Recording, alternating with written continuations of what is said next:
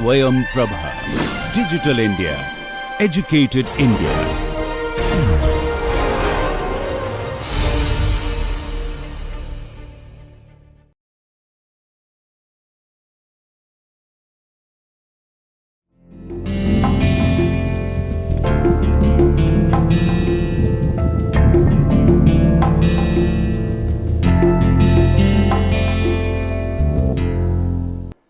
Now we begin lecture number 32, Effluent Management in Natural Dyeing. Having understood the importance of environmental impact, the chemical management systems application to natural dyeing, let us now proceed how effluent or wastewater management can be done in natural dyeing. Textile mills and their wastewater or effluent. Textile processing is one of the oldest and most technologically complex industries. This industry's fundamental strength stems from its strong production base of a diverse range of fibers or yarn, ranging from natural to synthetic fibers and chemicals. Textile mills and their wastewater have grown in proportion to the increase in demand for textile products, causing a major pollution problem around the world. It is not just a problem of India, but around the world textile wastewater is a problematic issue. Many chemicals used in the textile wet processing like dyes and auxiliary chemicals are hazardous to the environment and human health, and this is referring to the synthetic dyeing process. The global environment problem associated with the textile industry are typically those related to water pollution caused by the discharge of untreated effluent and the use of toxic chemicals during processing. So, earlier so much of importance was not given to what chemical is being used, whether it is hazardous or non-hazardous. People were just using chemicals and auxiliary left right, but they only realized when problems started arising. Now, if you look at this slide, you will see that from the textile industry itself, there is air pollution and the toxic formulation delivered to textile manufacturers, which is all the wet processing, the sizing, the desizing, scouring, bleaching, mercerizing, dyeing, printing and finishing, which gives the textile wet processing an elaborate number of steps, finally gives the textile product. And so, the effluent that is discharged is going into the groundwater, causing groundwater pollution.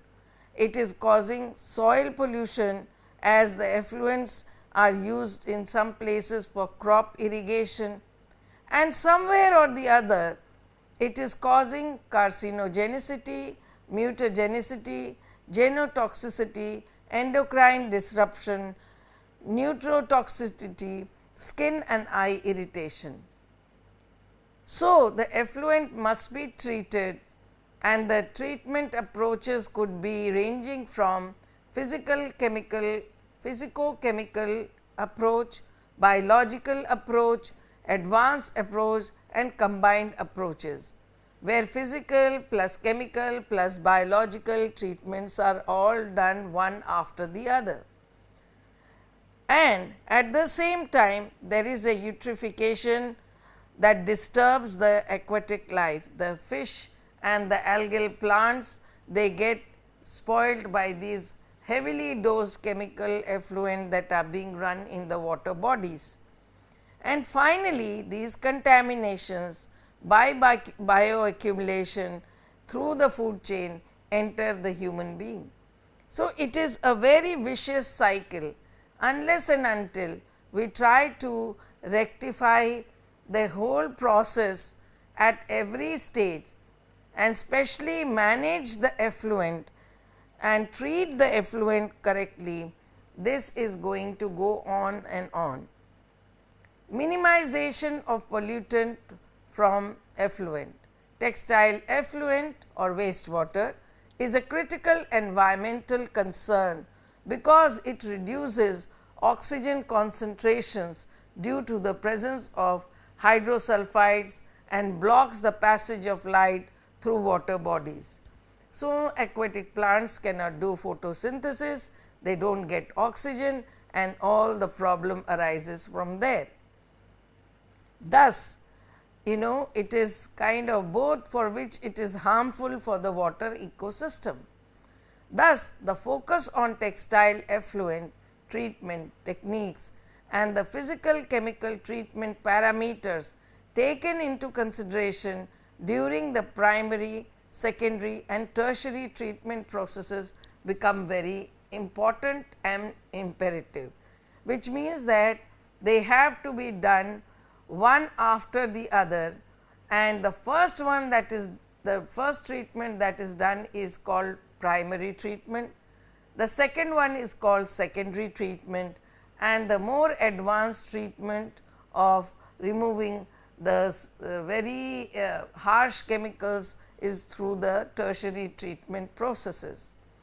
Effluent of biological demand, oxygen demand BOD, and chemical oxygen demand COD, pH, total dissolved solid TDS, total suspended solid TSS and turbidity.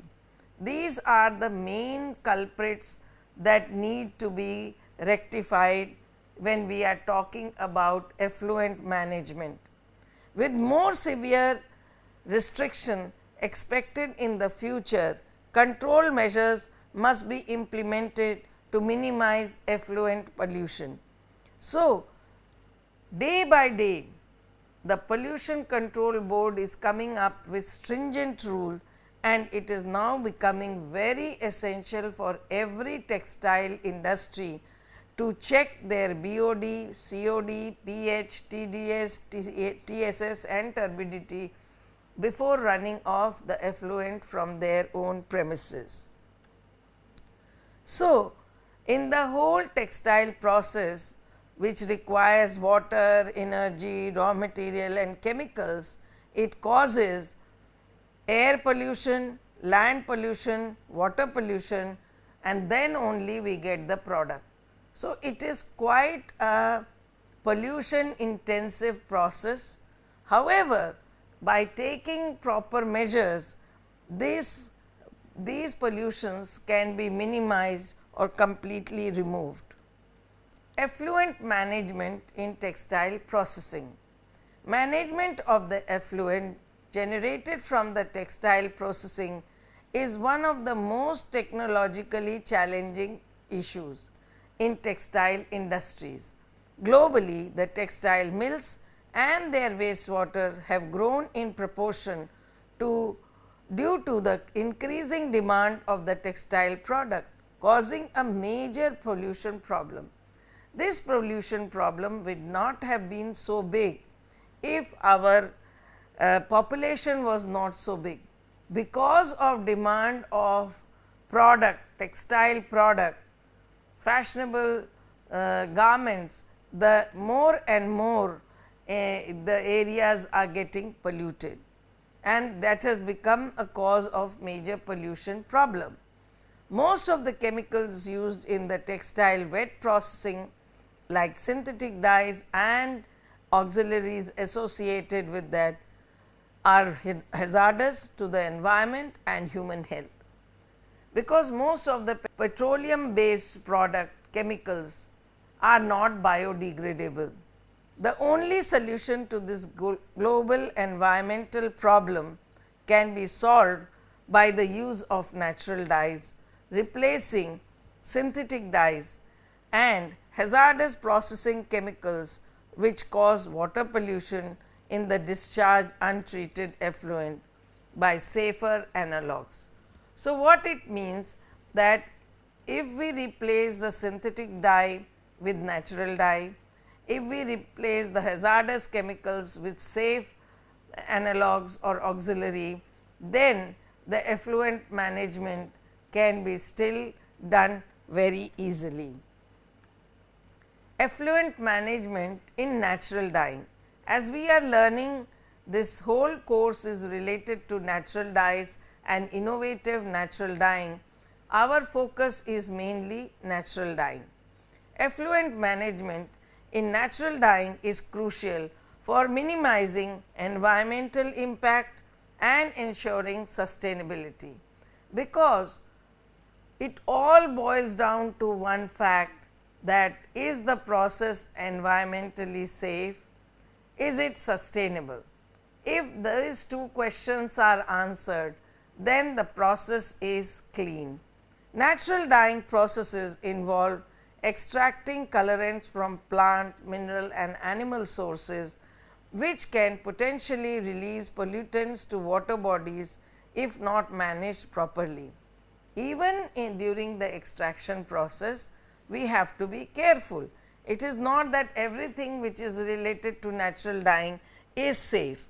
So, we have to remember that natural dyes have also to be managed for its effluent management. Here are some key strategies for managing effluent in natural dyeing. Prevention and reduction.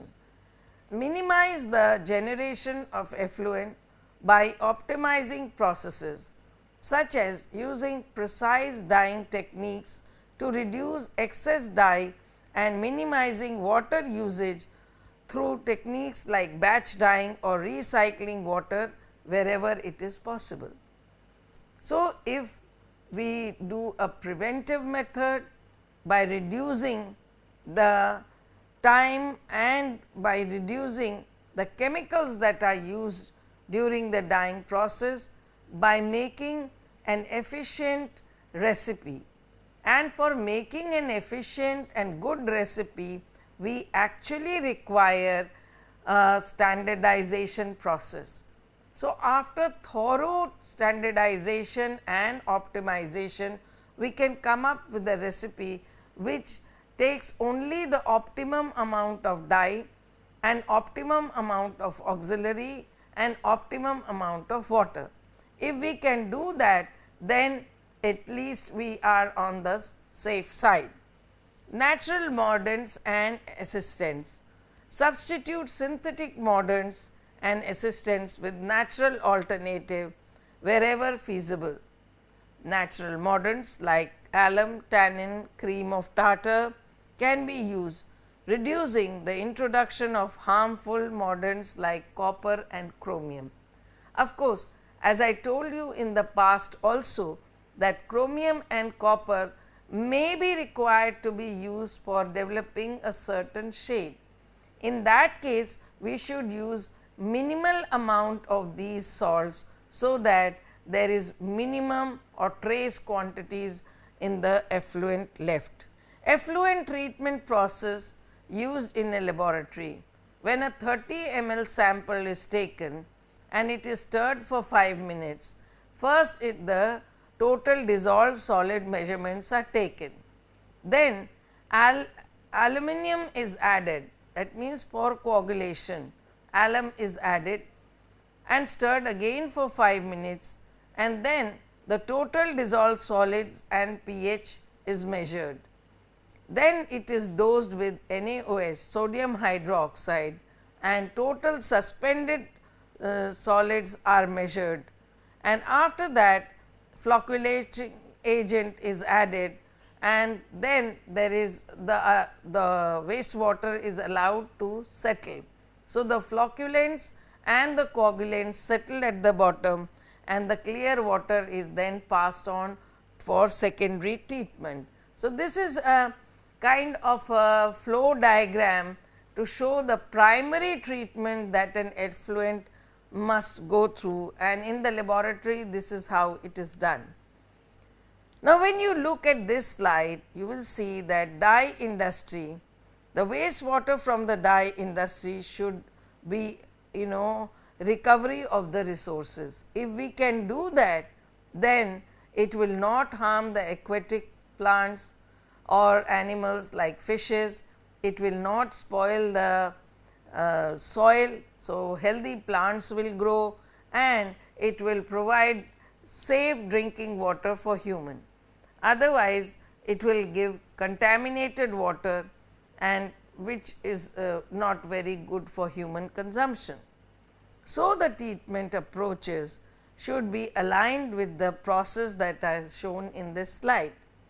That means, it should undergo bioelectrochemical system, advanced oxidation process, it should be passed through membrane separation, photocatalytic degradation and microbial degradation. Then only the contaminants of the effluent will be removed. Effluent management in natural dyeing process. Biodegradable auxiliaries should be used. When we are talking about natural dyeing, we are talking of natural resource which is a dye. Natural dye is biodegradable. If we use chemical auxiliaries which are very harsh and very toxic, then we are losing the purpose of using natural dyes. Hence, biodegradable auxiliaries should be used. Use of biodegradable additives and auxiliaries in the dyeing process to minimize the environmental impact of the wastewater. This includes scouring agents, pH regulators and other process aids. And we have seen that instead of using sodium hydroxide and HCl as pH regulators, we can use citric acid and soda ash. Similarly, scouring agents also can be used in the ones which are milder, and this way we will be able to use biodegradable auxiliaries for the wet processing which is needed in the natural dyeing process. Effluent treatment system. Implement effective effluent treatments systems such as sedimentation, filtration and biological treatment to remove pollutants before discharge. This is a bottom line. This has to be done. If we do not do sedimentation, filtration and biological treatment, whether it is effluent from natural dyes or from synthetic dyes, we are not allowed to discharge it in the water bodies. Constructed wetlands or phytoremediation can also be effective in treating dyeing effluents. Now, remember, when it is natural dyeing effluent, then the auxiliaries are, if chosen correctly, will be biodegradable, dye will be biodegradable, maybe one or two compounds could be used as a processing chemical which may or may not be biodegradable. In that case, they can be removed by sedimentation or filtration and so on. Recycling and reuse. Because as I told you, water is now a scarce commodity and therefore, we have to save water. So, if we can recycle the effluent and reuse it for the next batch of dyeing, that is the best option that one can think of. Implement systems to recycle and reuse water within the dyeing process wherever it is possible. This reduces the volume of wastewater generated and minimizes the need of fresh water intake. If the same water is recycled after purification, after sedimentation, filtration and biological treatment, if in the same dye house it can be recycled, there cannot be anything better than that, and that is what is being now propagated. This idea is being practiced at many dye houses. Ways to minimize pollution. It is not that it is impossible, but one has to make a concerted effort. Effluent monitoring and compliance. Regularly monitor effluent quality to ensure compliance with environmental regulations and standard. This involves testing of parameters like pH, chemical oxygen demand COD, biological oxygen demand BOD, and heavy metal concentration, because these are the few parameters which are indicative of the quality of the effluent. Education and training. Provide education and training to workers involved in the dyeing process to raise awareness about the importance of effluent management and sustainable practices. Now, you have to also understand that this process you may know, I may know, but do the workers in the dye house who are not so educated know? So, training has to be provided. The importance of effluent treatment should be emphasized to them, and that is how it will raise the awareness and they will understand the importance of effluent management, and then they will be able to practice sustainable practices. Collaboration and certification. Collaborate with stakeholders across the supply chain, including suppliers, manufacturers, and customers, to promote sustainable practices. It is not just that the workers only will be practicing this. This goes to chemical suppliers. They should come up with chemicals which are eco-friendly, which are biodegradable, which are of good quality, which do not have toxins, and these suppliers are getting the chemicals from manufacturers. So, even manufacturers have to feel responsible for it, and of course, the customer. Seek certification such as GOTS, that is Global Organic Textile Standard, or Eco-Text Standard 100, which have strict criteria for environmental and social responsibility. So, we are not living alone, we are living in a society, and we have certain amount of social responsibility. We cannot contaminate just because we want to do dyeing, and then all the water body, the soil around us, and the air may be made pollutant. So, that is not a good idea, that is not good practice. We have to have certain amount of social responsibility. By implementing these strategies, natural dyeing operations can minimize their environmental footprint and contribute to a more sustainable textile industry. So, if we follow these to as large an extent as we can, then the entire natural dyeing operations can have minimum environmental footprint, and it will be a sustainable textile processing method.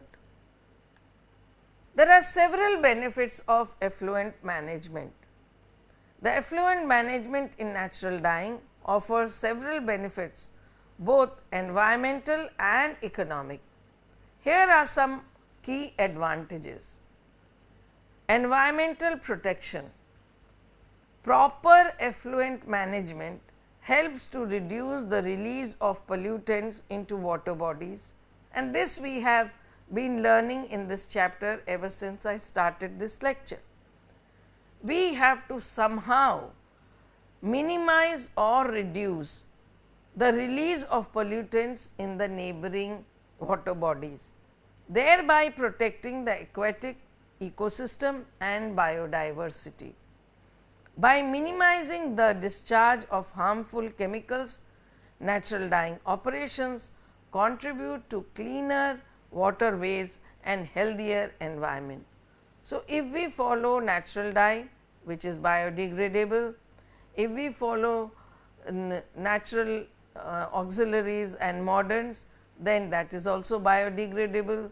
If we use less water, then because these chemicals and dyes will be subjected to dyeing by a recipe, and the recipe requires just optimal amount of dye and auxiliary, then there will be least amount of dye and auxiliary in the effluent.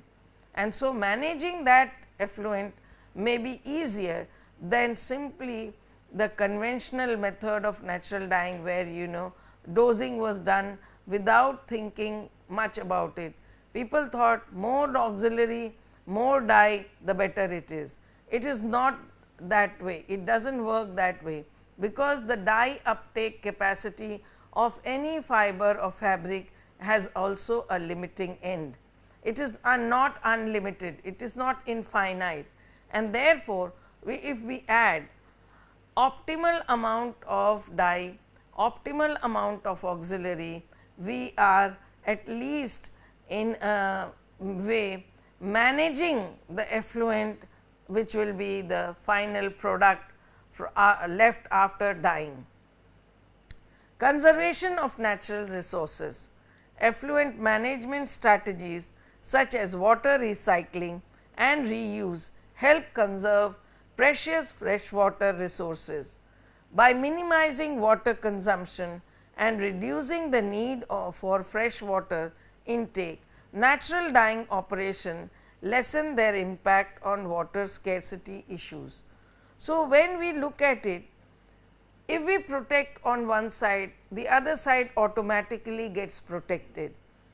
By minimizing water consumption and reducing the need of fresh water by recycling the same water which was used in the first batch, this natural dyeing operation will automatically lessen their impact on water scarcity issues, because whatever is the quota of water capacity given to a company which is running a dye house, they will be managing in that quota itself.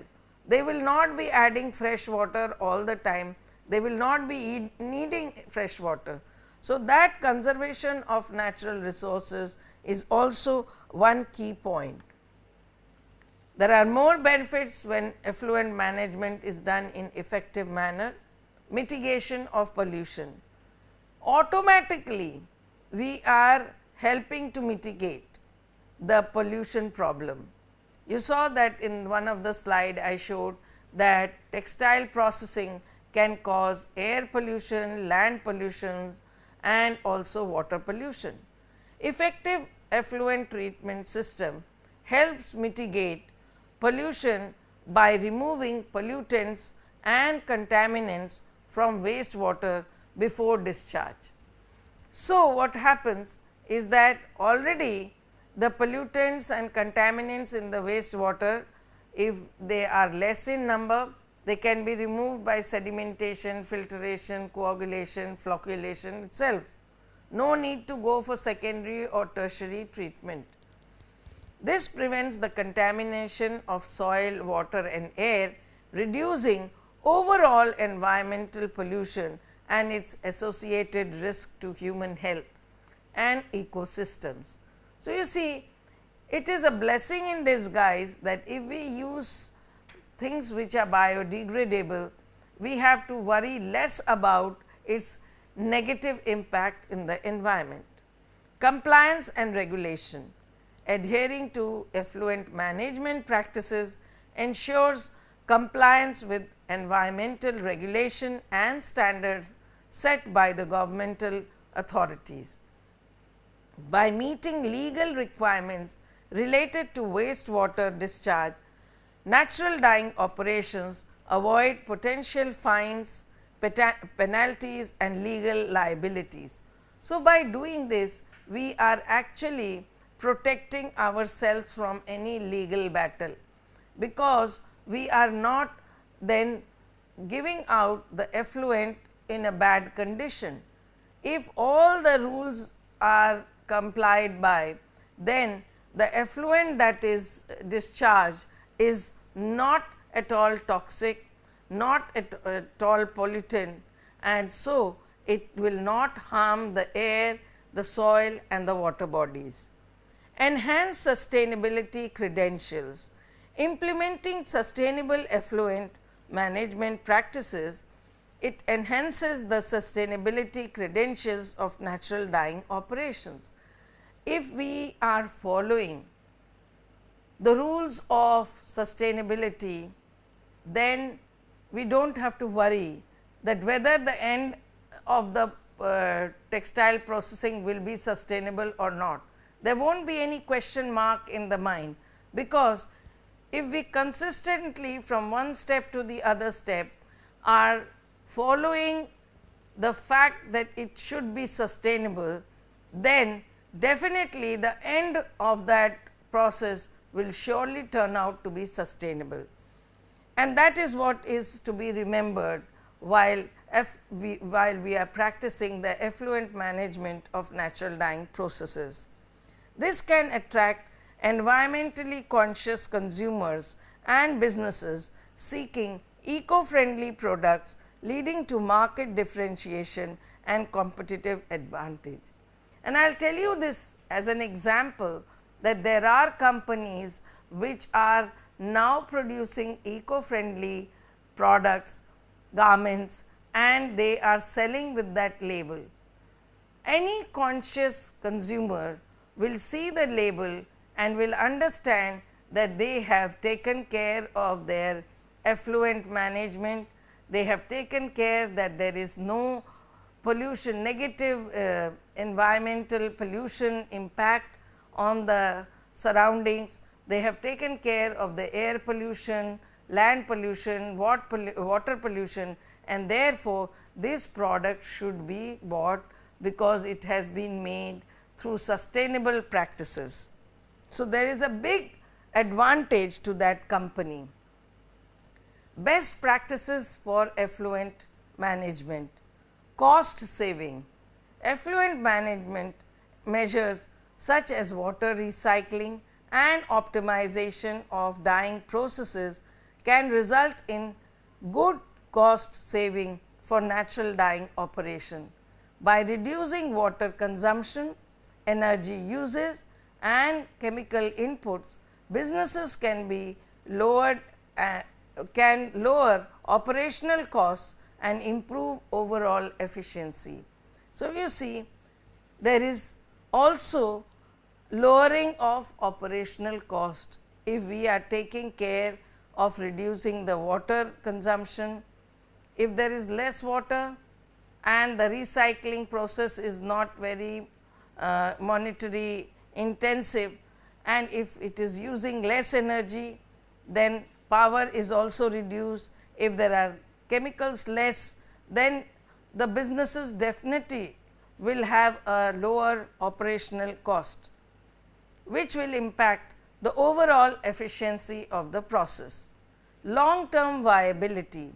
Sustainable effluent management contributes to the long term viability and resilience of natural dyeing operations.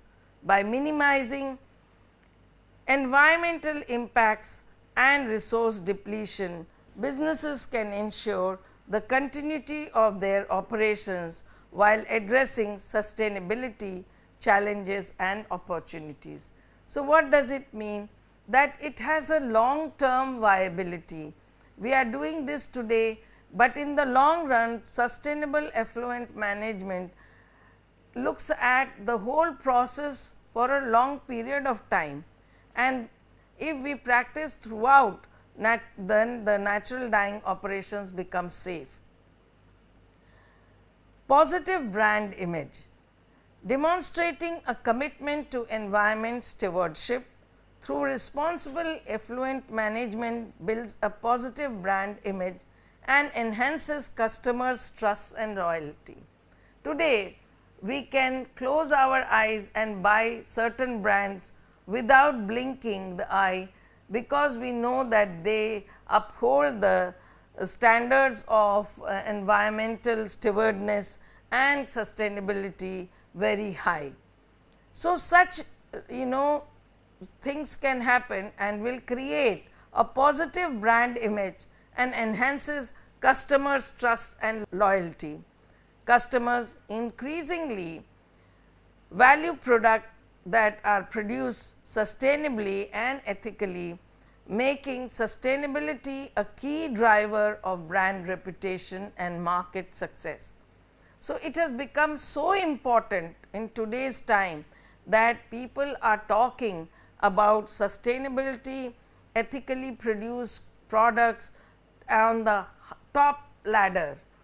Overall, effluent management in natural dyeing not only mitigates environmental impacts, but also brings economic benefit and strengthen the overall sustainability of textile manufacturing processes. So, it is a holistic method of managing the effluent. If we manage the effluent, there is a negative impact on the management of effluent, and when effluent are removed completely, or if the effluent is made clean, then definitely it is going to bring economic benefit, and it will strengthen overall sustainability of the textile manufacturing process. So, one thing is linked to the other thing, and that is how it works. If we take care of the effluent management at every stage of wet processing, then the effluent will not be as bad as what it is conventionally, and when it is not as bad as that, then simpler methods can help us to recycle, and the same water can be reused and conserved. How to reduce the ill effects of metal mordant? Now, why did we at all switch to rare earth mordants when already the metal mordants were there? So, we tried to find out the toxic index of rare earth salt mordants. If I say this is less toxic, how do I prove that it is less toxic? And who is going to believe if I just say that? So, we carried out toxic index study of rare earth salt, because we were using it for the first time for the natural dyeing process. So, we had to prove that it is safe. We were also interested to find out the traces of rare earth salt, RE salts, on the fabric as well as in the effluents. Cotton dyed fabric treated with cerium salt, when we used it in 1%, now we are using only 0.4%. The total digestion method analyzed by method DIN EN 1671 and 1 showed that it showed 313.9 milligram per kilogram. Perspiration method analyzed by method DIN EN 16711 is 0.558 milligram per kilogram. Now, we are using only 0.4% of mordant solution of rare earth salt. So, that means that when we were using 1%, it was showing by total digestion method on the fabric of the cotton dyed with cerium only 313 milligram, and by another method, by perspiration method, using the German test method, we found that the cotton fabric was showing cerium only in 0.55 milligram. But currently, we have reduced even that 1% of the rare earth salt into 0.4%.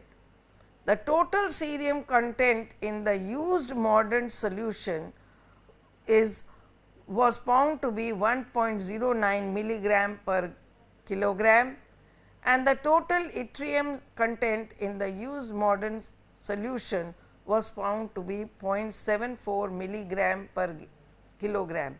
So, you can find out that these two systems, how to reduce the ill effects of metal mordants. Now, if I say that rare earth salt mordants are better than metal salt, how do I prove that? So, we tried to study the toxic index study. We were also interested to find out the traces of RE salt on the fabric as well as on the effluent. So, what we did, we conducted an experiment.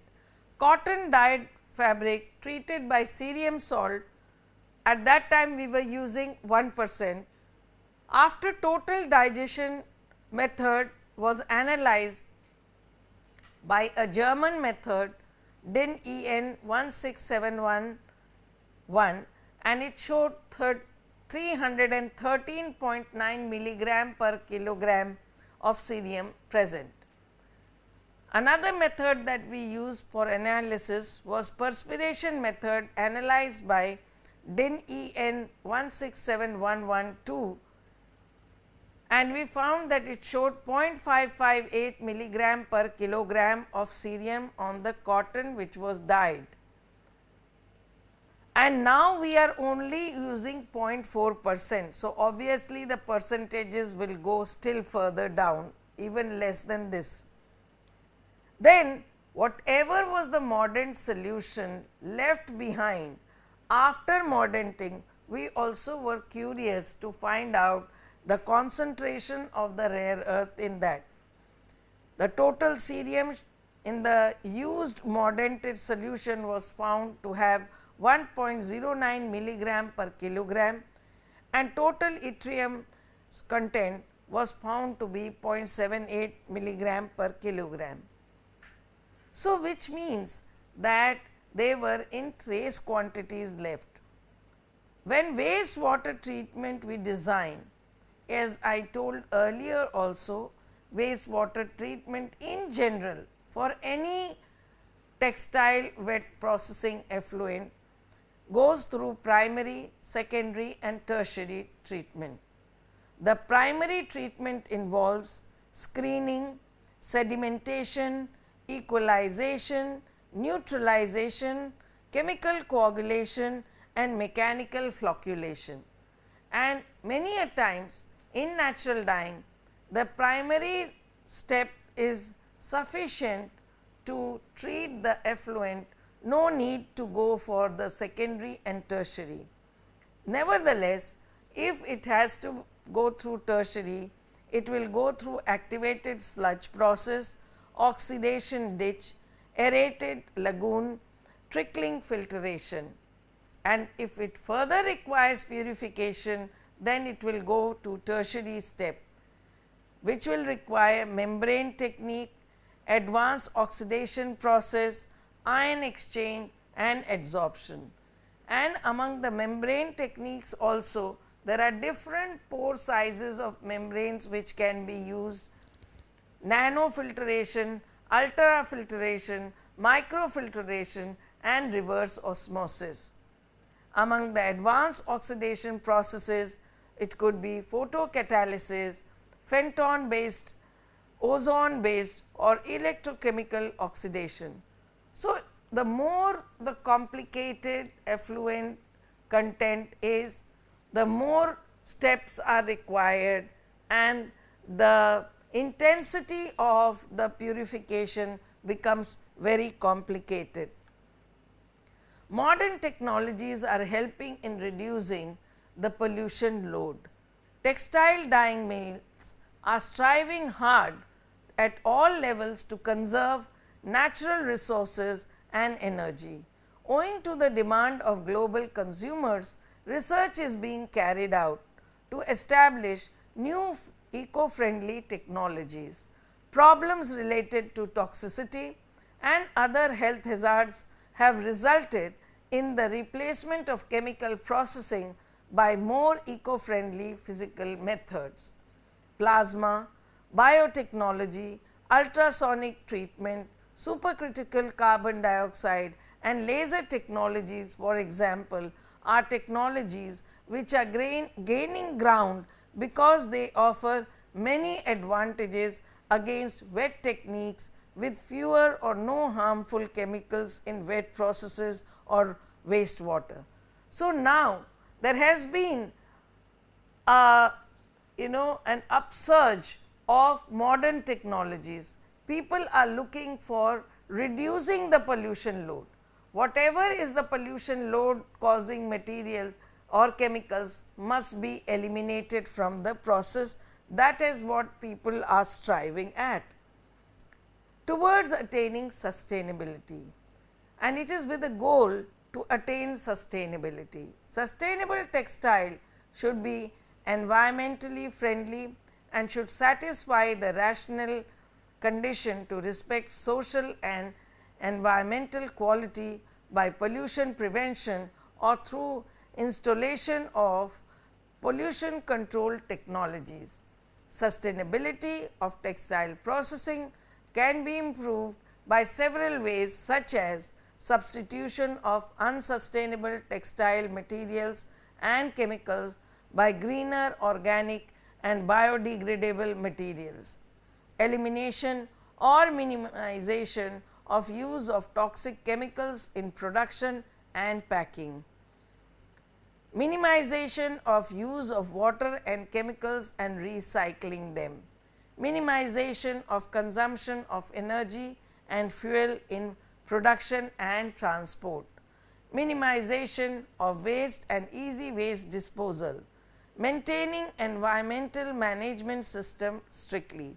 So, you see that all these processes are possible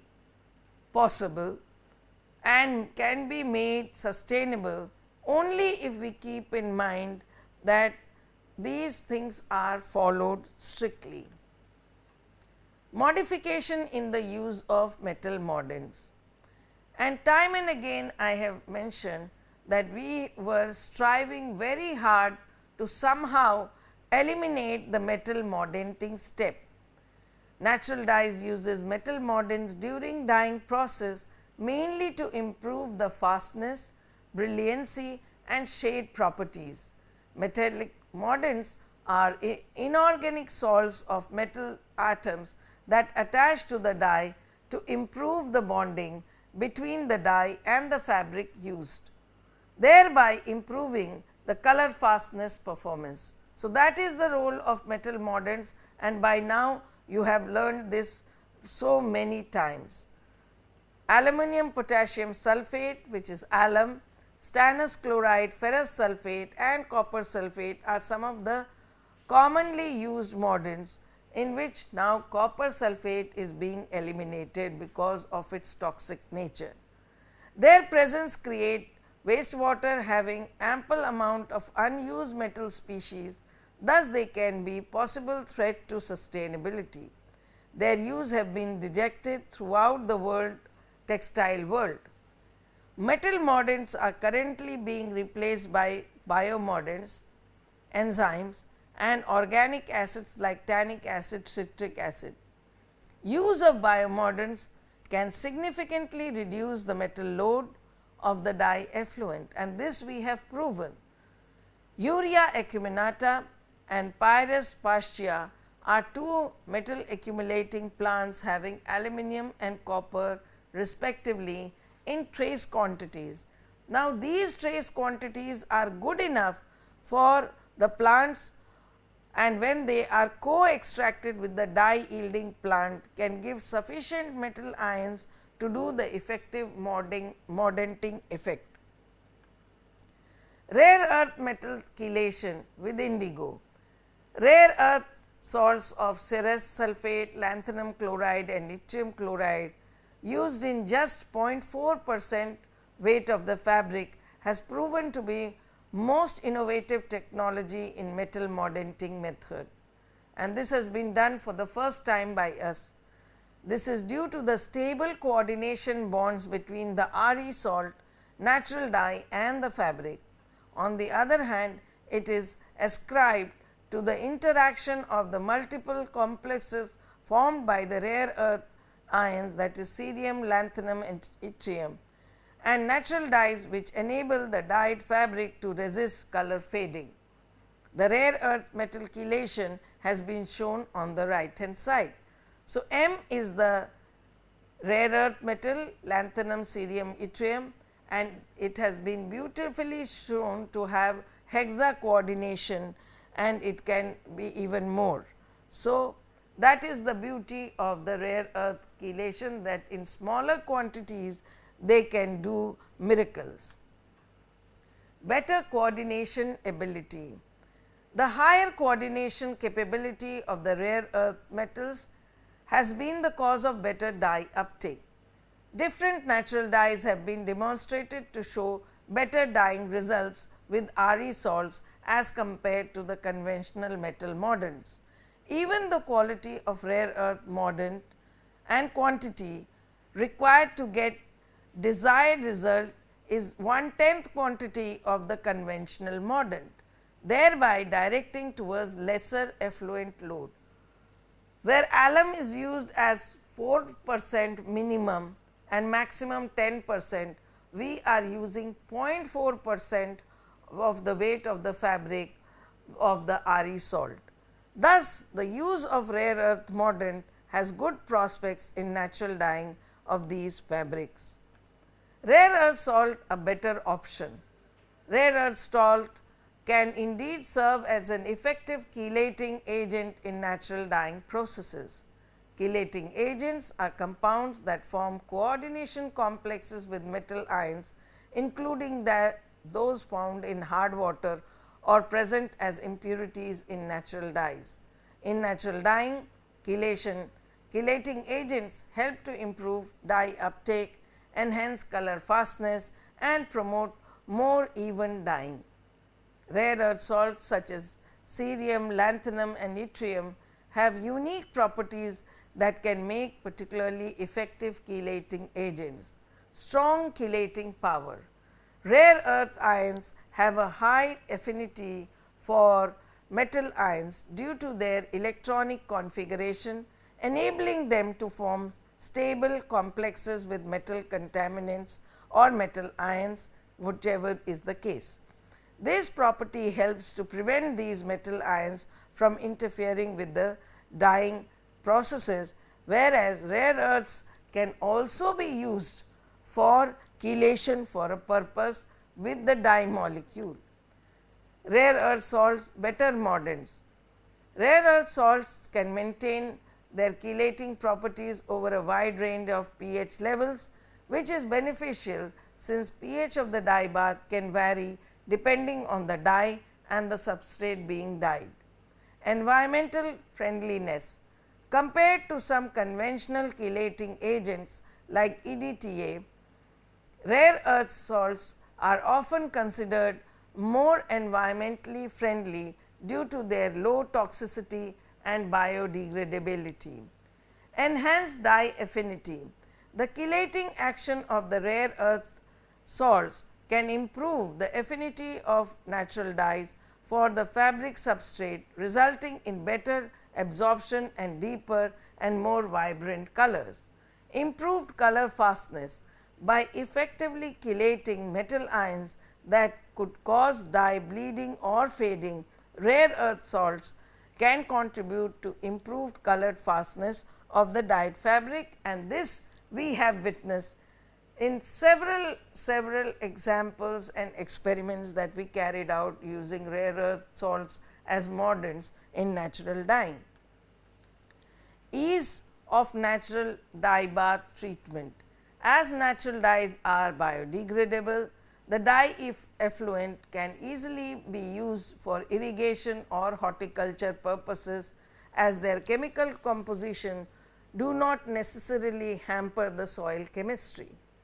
To reduce the impact of textile process pollution, practices like sustainable dyeing, the use of new and less polluting technologies, effective treatment of effluent and recycling waste processes need to be adapted. That is the need of the hour.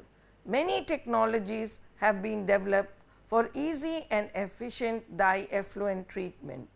Sustainable biotreatment of textile dye effluent was by using earthworm through vermifiltration, and this has also been developed to a large extent. Dyeing innovation aiming towards effluent management. Currently, dyeing innovation can help reduce water usage, replace wasteful practices with efficient and cost effective ones, and attempt to completely transform the way in which the dyes have been used that give clothing the beautiful color admired by everyone. New sustainable advancements that enhance the dyeability are ultrasound, ozone, plasma, ultraviolet, gamma illumination, laser, microwave, particle implantation, air dye and other waterless technologies. These innovations can very well be adapted with natural dye as process avoids excess dye with harsh chemicals and no wastewater is created in them. Waterless technology, which we discuss in great detail, in which liquid carbon dioxide is used, seem to be the best suited technology for natural dyes, as due to its high permeability, the dyes are transported easily and deeply into the fibers, creating vibrant colors on the fabric. New technologies for effluent management. New technologies make way for more cost effective, resource efficient and sustainable natural dyeing alternatives and auxiliaries. Innovation in dyeing technologies ranges from pre-treatment of cotton, pressurized carbon dioxide dye application and even creating natural pigments from microbes. So, there is a variety of new technologies that needs to be adapted. There are not the only companies blazing a trail in this most fascinating area, but they are currently two to watch. Not too many companies are coming up, but two companies who have really made a hallmark are Archroma and Colorifix. Both companies make use of natural hues, but in a different way. Archroma has created a limited palette of dyes derived from non-edible agricultural and herbal waste, capable of replacing petroleum based raw material, while Colorifix uses microorganisms to grow color based on natural DNA codes, including from plants, animal and insects that can be applied to textile without added chemical.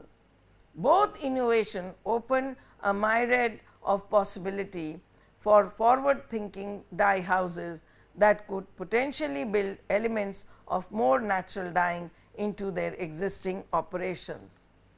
Archroma has sustainable solutions and they have a mission which has several strategies like development of sustainable solution, effluent treatment technologies and all of this, as they are global leader in specialty chemicals for sustainable solution.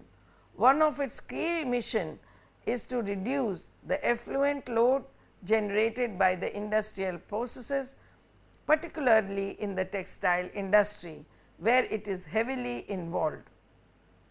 Effluents refer to wastewater discharge from industrial facilities which often retain pollutants and chemicals and that can harm the environment if not properly treated. So, they have developed a sustainable solution for that. They have an effluent treatment technology in place. Archroma's commitment is to raise awareness about the importance of reducing effluent load and promoting sustainable practices within the industry it serves. Archroma's mission to reduce effluent load aligns with its broader commitment to sustainability and responsible corporate citizenship. By developing and promoting environmentally friendly solutions and technologies, Archroma and Colorifix focuses on sustainable solution. They are looking at different strategies. Colorifix is looking at a biotechnological focus, whereas Archroma is looking at different aspect. Nevertheless, they all have a mission to somehow reduce the effluent load, and biodegradable non-toxic pigments are launched by Colorifix, which focuses on developing these pigments which are safe for environment and human health. With this, we have come to an end of this lecture. Thank you.